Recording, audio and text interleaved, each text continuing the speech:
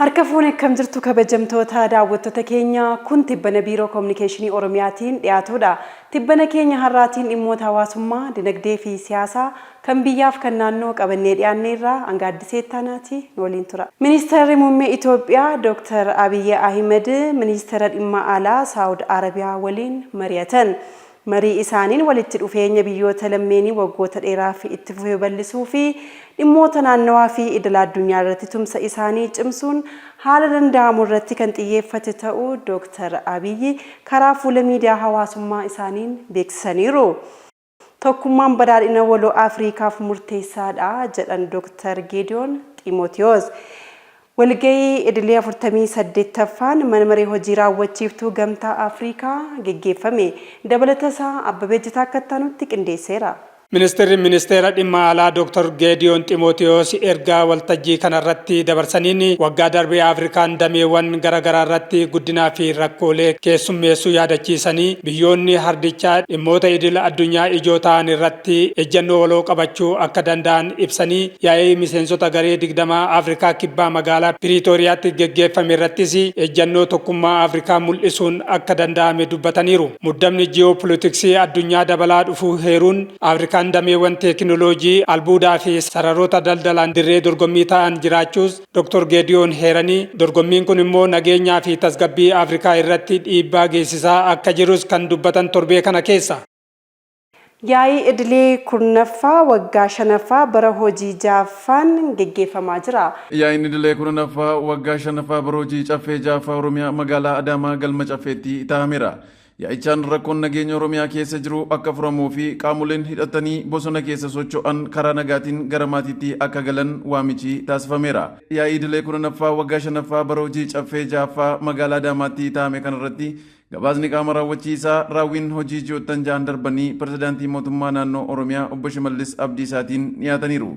Ji'oottan ja'an darbanittis milkaa'inii hedduun gama hojii qonnaan calloomni gaariin argamu raawwii hojii misooma bunaa baala shaayii fi muduraanis alergee dabalanii fayyadamummaa uummataa mirkaneessuun kan danda'ame ta'uu gabaasicharraa hubachuun danda'ameera.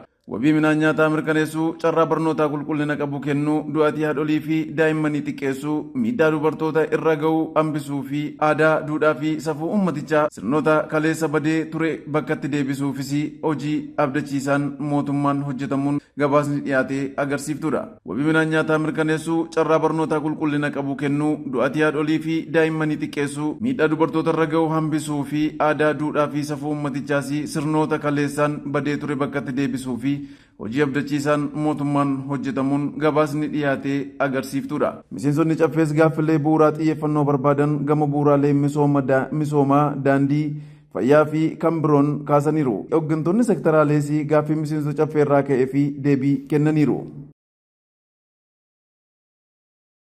Kenna tajaajila socho'aa wiirtuu tajaajila tokkoffaa masoo bulchiinsa magaalaa Shaggaritti eegalchiifame.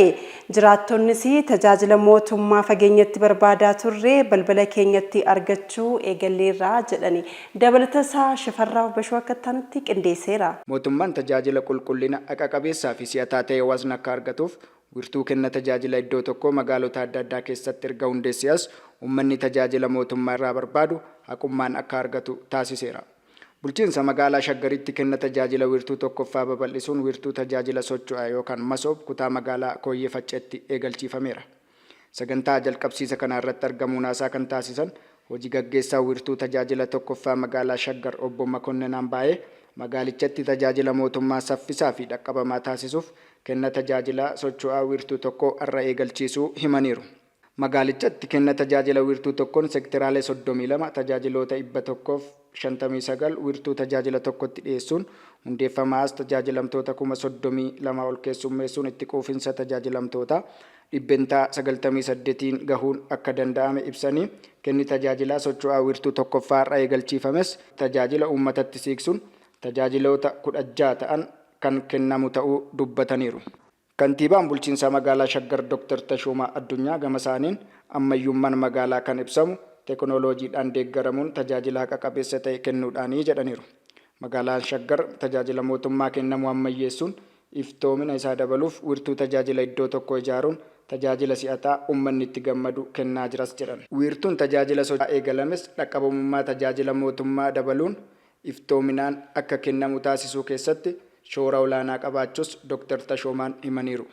Jiraattonni bulchiinsaa magaalaa Shaggar tajaajilicha argatan tokko tokko tarkaanfiiwwan mootummaan kenna tajaajila wiirtuu tokkotti fiduun teknooloojiin deeggaramuu kennaa jiruun rakkoo haqa dhabuu fi diddeebii kanaan dura isaan mudachaa ture kan fureef ta'uu himanii tajaajila fageenyatti barbaadaa turre balbala keenyatti argachaa jirras jedhan. Egaan kabajamtoota daawwattoota keenya tibbana keenya har'aa biiroo kominikeeshinii Oromiyaatiin qabannee dhiyaanne kanarratti xumurreerra. Odeeffannoo dabalataa argachuuf yuutuubii, feesbuukii, teelegiraamii, tiiktookii, kallacha Oromiyaa laayik, sheer, kooment, sabskiraayib gochuun hordofaa isiniin jechaa torban tibbana kan biraan hanga walitti deebinutti nagaan nuuf tura.